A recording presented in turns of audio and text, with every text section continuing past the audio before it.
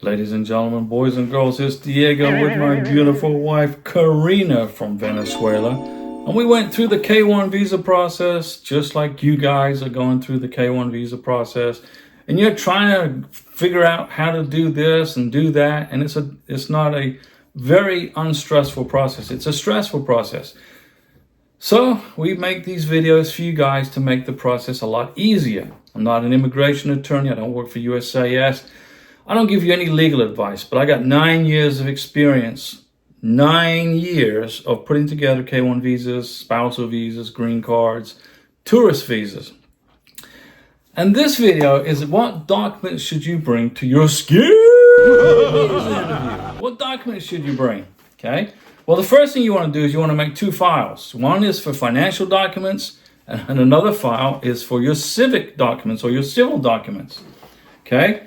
Now, the sponsor, Mr. Sponsor, Miss Sponsor, you're going to need to put in the financial documents file your last 3 tax returns, your last 3 W-2s, your last 3 1099s, okay, and your last 3 tax transcripts. And those are years.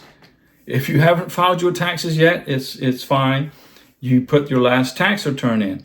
If your K1 visa interview is on April 15th or after April 15th, then you're going to want to file the last year's tax return with your visa interview. Okay? If your visa interview is before April 15th, then you can use the old year, the last year's tax return. You're going to need to put those documents in a folder. No staples, no paper clips, no binder clips, none of that. And you want to get a letter from your boss, Mr. Sponsor, Miss Sponsor, identifying where you work, how much money you make, how long you've been at the company, what's your position in the company. You want to get 6 months worth of pay stubs. You want to get 12 months worth of bank statements, just where it shows where your money was deposited. So immigration can see where the money was deposited and how much. And how much was it you made? 12 months worth. Okay? And then you, Mr. Sponsor, Miss Sponsor, you sign and fill out the I-134 Declaration of Financial Support. That's your job, Mr. Sponsor, Miss Sponsor. Your beneficiary does not sign USCIS Form I-134. It's all on you, Mr. Sponsor, Miss Sponsor. So that is your document folder of financial documents.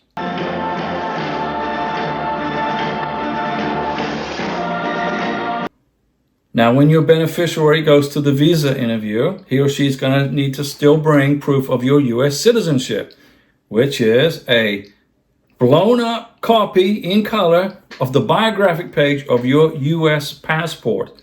And if you are a naturalized American, you need to make a copy of your naturalization certificate. If you are an American born overseas, you bring your certificate of citizenship. And you give these copies to your beneficiary for her visa interview. Okay, this is Mr. Sponsor, Miss Sponsor.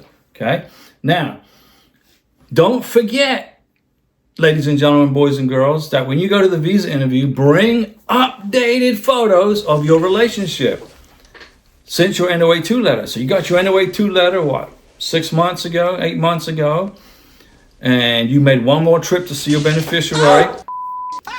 Bring those new photos to the visa interview. On the photo, you're going to put the names of the people in the pictures, the date the pictures were taken, and where. Okay? Update your photos. Immigration may want to see them. Make sure you got all your WhatsApp chats. You keep your communication going. You're WhatsApping, you're chatting with your beneficiary. Print at least 2 a week of your WhatsApp chats or Yahoo Messenger or emails, or however it is you communicate. Screenshot it, print it, and bring it to the embassy interview. They may ask for it. I'm not saying they're going to ask for it, but they might ask for it. Now, Miss Beneficiary, Mr. Beneficiary, you need to make a copy of your biographic page of your passport, nice and big so immigration can read it in color. Karina's from Venezuela. She had a big blown up copy of her Venezuelan passport in color so that the immigration could read it. And you bring your original passport to the visa interview, Mr. Beneficiary, Miss Beneficiary. Police certificates in whatever country you lived in or worked in for the last 6 months, you need to get police certificates from those countries. The original police certificates, not copies, okay? If you worked in Hong Kong, there's a different process to get the police certificate. If you worked in Saudi Arabia, it's pretty hard to get a police certificate from Saudi Arabia. So I'm pretty sure that the immigration officer, the consular officer, will waive that one, because you normally have to be in Saudi Arabia in order to get it and live there, okay? To see our wedding. Wow. I'm going to be able to see my wedding dress. Wow.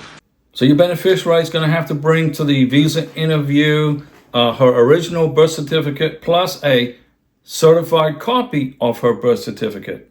You don't want to give the immigration officer, the consular officer, your original birth certificate. They want to see it, but you let them see it, make sure they give it back to you, and then you give them the certified copy, okay?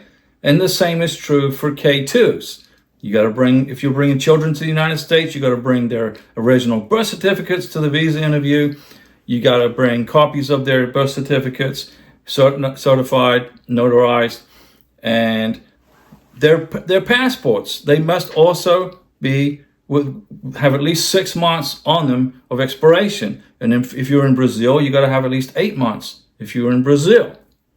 And if you're in Brazil, you got to get a police certificate from every district you lived in, not just the whole country. And you also need to sign a letter of singleness in front of the consular officer when you go to your visa interview.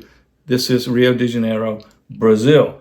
Can you feel the love tonight?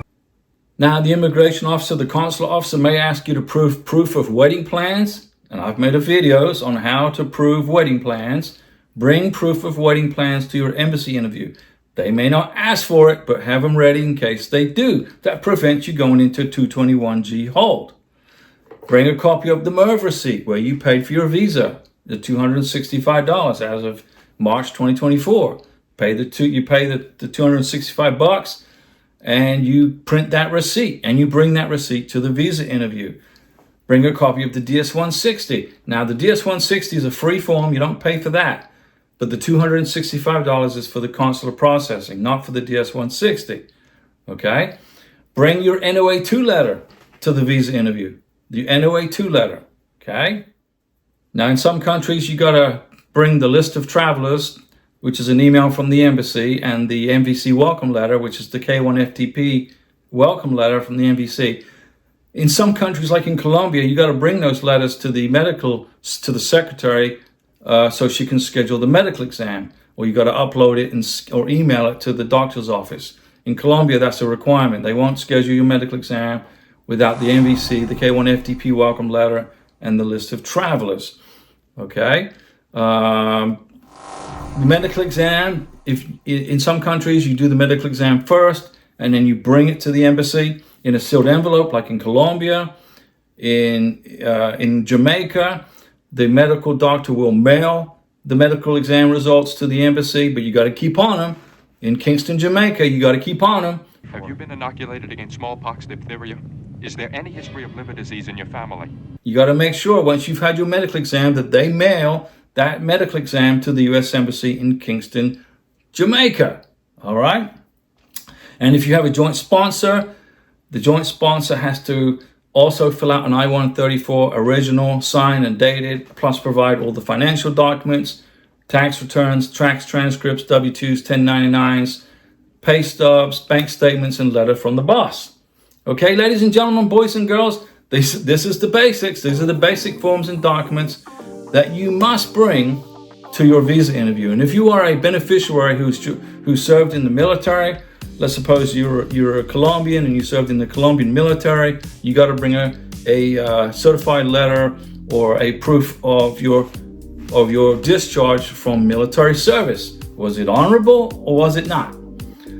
We do a live stream, ladies and gentlemen, boys and girls, Mondays, Wednesdays, and Saturdays at 6 p.m. Central Time. Join us on the live stream. I'll give you all this free advice on how to process a K1 visa, green card, spousal visa, CR1, IR1, B2, tourist visa, etc. Be patient during the process, and we'll see you at the next live stream. And thanks for watching. And we hope these videos are helpful. Okay, I'll talk to you later. See you later. Bye.